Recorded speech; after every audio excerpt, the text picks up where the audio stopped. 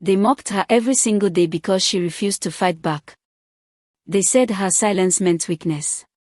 They said her calmness meant fear. But what they never understood was that silence can be more dangerous than noise when it is listening. This is what truly happened at Royal Crest Academy in Lagos, Nigeria. Royal Crest Academy was known for excellence. The school's tall, cream-colored building stood proudly behind iron gates, and parents boasted about sending their daughters there. But inside those polished classrooms, something darker lived. Bullying did not scream. It whispered, it smiled, it wore expensive shoes and spoke perfect English. And that was how Amora Okoye became invisible. Amora was not poor. She was not dirty. She was not unintelligent. In fact, she was one of the best students in her class. She simply preferred quiet spaces. She spoke only when necessary and avoided unnecessary attention. Her notebooks were always organized. Her handwriting was neat. Her uniform was perfectly ironed each morning. To teachers, she was well behaved. But to a certain group of girls, she was entertainment. The group was led by Tolani Adebayo, the daughter of a powerful businessman who funded half the school's events. Beside her were F and Zora, girls who laughed before Tolani finished her sentences. They walked like they owned the corridors, and in many ways they did. It started small. A whisper when Amora passed. A giggle when she answered a question correctly. A soft push in the hallway followed by a fake apology. "Sorry, oh, didn't see you there," Tolani would say with a smile that never reached her eyes. Amora never responded. She would simply lower her gaze and continue walking. That silence irritated them. During lunch break, while other students formed loud circles of friendship, Amora often sat beneath the almond tree near the school fence. She liked the shade. She liked the quiet breeze from the lagoon. But even that space became invaded. One afternoon, her lunchbox disappeared. The next day, her mathematics assignment was torn neatly down the middle and dropped back into her bag. When she reported nothing, the bullying grew bolder. "Maybe she enjoys it," F once said loudly in class. The teacher heard. She glanced at Amora. "Is everything okay?" Amora nodded. "Yes, Ma." That was all. The teacher moved on, but inside Amora, something was changing. She was not empty. She was observing. She began to notice patterns. Certain names were never questioned. Certain girls were never punished. When complaints were made, they disappeared quietly like chalk dust wiped from a board. One day during group work, Tolani accused Amora of copying her answers. "She's always pretending to be innocent," Tolani said confidently. "Check her paper." The teacher compared both sheets and frowned at Amora. "You disappoint me," she said. The classroom filled with soft laughter. Amora tried to explain, but her voice felt trapped inside her chest. Words came out weak and uncertain. She stopped trying. That afternoon, she locked herself in the bathroom and stared at her reflection. Tears fell silently, but her face remained calm. It was not the punishment that hurt. It was the injustice. And that was the moment Amora made a decision. She would remain silent. But this time, her silence would be deliberate. After that day, Amora listened more carefully than ever before. She noticed how Tolani bragged about her father's connections. She noticed how Zara once whispered, "Nothing can happen to us here." She noticed how certain teachers avoided confrontation with specific parents. One evening after school, Amora stayed behind to finish copying chemistry notes. Most students had left. The classroom was nearly empty. As she packed her bag, she heard voices outside the half-open window. Tolani and F. They were laughing. "My mom already spoke to the principal," Tolani said. "Even if someone complains, it won't matter." "And that quiet girl?" Zora's voice joined in. "She won't dare." They laughed again. Amora stood still, heart pounding. So that was it. Protection. That night at home in Suralaya, while generators hummed outside and the city lights flickered, Amora replayed every word in her mind. She realized the problem was bigger than bullying. It was power-shielding cruelty. The next day, something unexpected happened. In the school library, Amora found a small black notebook left behind on a table. It belonged to Zora. She recognized the handwriting immediately. She should have returned it. Instead, curiosity guided her fingers. Inside were names, dates, short notes. Some entries described teaching someone a lesson. Others mentioned threats. There were references to teachers, to money, to handling problems. Amora's breath caught. This was proof, not just of bullying, but of a system. She quickly slipped the notebook into her bag, her hands shaking. At home, she locked her bedroom door and read every page slowly. Several students' names appeared repeatedly. Some incidents she remembered clearly, complaints that had disappeared, tears that had been ignored.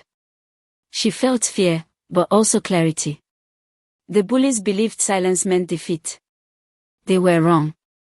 The following week, the bullying became sharper. "Be careful," Tolani whispered while passing her in the corridor. "Some secrets are dangerous," Zara added with a smirk. Amora felt the warning beneath their tone. They sensed something had shifted. That same week, a younger student named Chidinma approached Amora near the restroom. Her voice trembled. "They do the same thing to me." Then she walked away quickly. Amora stood frozen. She was not alone. That night she cried, not from weakness, but from understanding. If she stayed silent forever, nothing would change. But if she acted too soon, she would be crushed. She needed patience. She began keeping her own record. Times, places, exact words, screenshots, voice notes recorded quietly in her pocket. Truth needed evidence. Then on a Thursday morning, something happened that none of them expected. A short video began circulating among students. It showed Tolani cornering Chidinma behind the science lab. Her voice was clear. "If you talk again, you regret it." Zara's laughter echoed in the background. By lunchtime, nearly half the school had seen it. Whispers filled the corridors. Teachers sensed tension but didn't yet know why.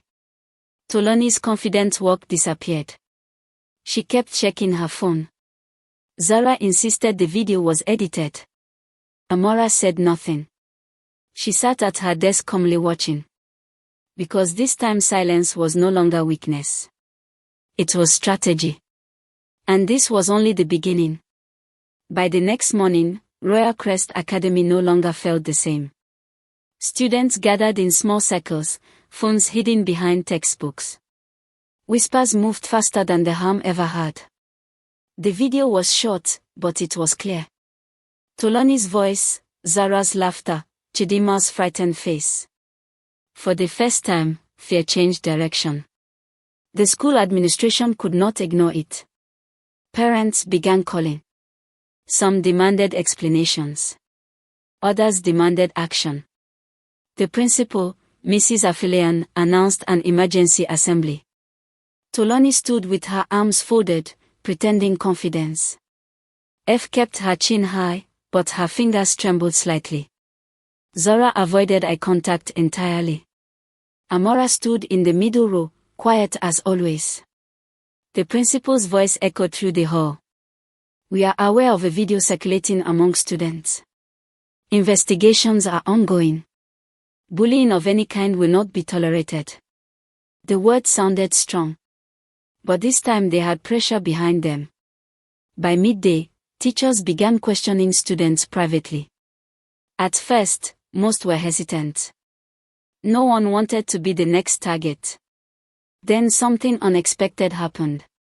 Chidinma spoke. Her voice shook, but she spoke. She described months of threats. She described being pushed against lockers. She described being warned not to report anything. And she said one more thing. Amora was not there. The room fell silent. Soon after, 2 other girls from different classes came forward. Their stories matched. Same location, same tone of voice, same laughter in the background. Patterns emerged. Old complaints were reopened. Records were checked. Some had been marked resolved without proper investigation. Dates aligned disturbingly well with entries from Zora's notebook. Meanwhile, Tolani and her friends formed their own plan. They would blame Amora. Rumors began spreading like wildfire. She recorded it. She edited it. She has always been jealous. Amora heard everything. She did not defend herself. She did not argue.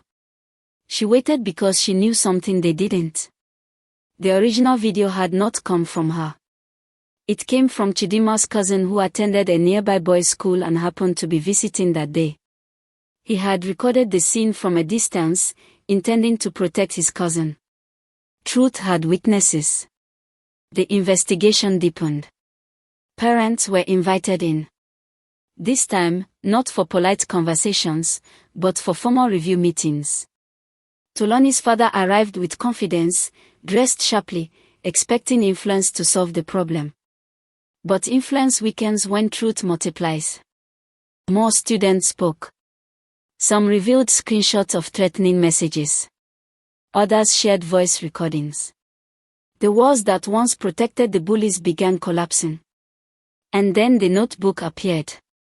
Amora did not release it publicly. She did something smarter. She made copies. Every page was photographed and backed up securely. Then she anonymously submitted the evidence to the school board and a trusted parent representative known for fairness. The reaction was explosive. The notebook contained not only bullying plans, but references to bribing a staff member to ignore drama. It hinted at favoritism.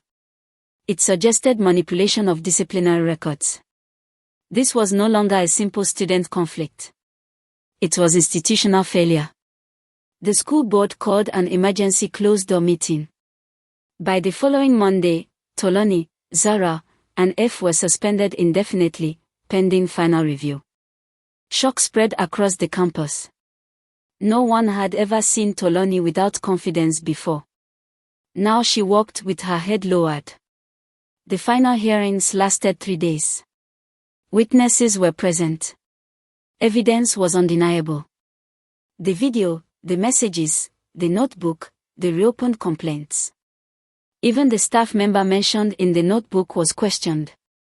In the end, the decision came. The 3 girls were expelled.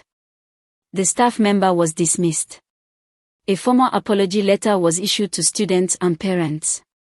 But something more powerful happened.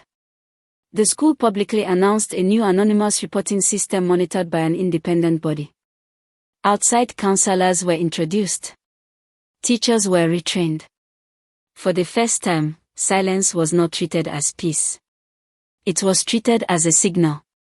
Through it all, Amora's name was never publicly connected to the evidence. She chose protection over recognition. One afternoon, Mrs. Afulean called her privately. "You showed remarkable composure," the principal said gently. Sometimes strength does not shout. Amora simply nodded. She did not need applause. She needed safety. Days passed. The atmosphere changed. Students walked more freely. Laughter sounded lighter, not sharp or cruel. Chidima began sitting beside Amora during lunch. Slowly, others joined. Not because Amora demanded attention, but because respect replaced mockery. One afternoon under the almond tree, Chidima looked at her and said, "I used to think being quiet meant you were afraid." Amora smiled softly. "Sometimes," she replied, "quiet people are just listening." News of the expulsion spread beyond the school. Some parents praised the decision. Others criticized it. Tolani's father attempted to challenge the ruling legally, but the evidence was overwhelming. For once, power could not erase truth. Amora reflected on everything she endured.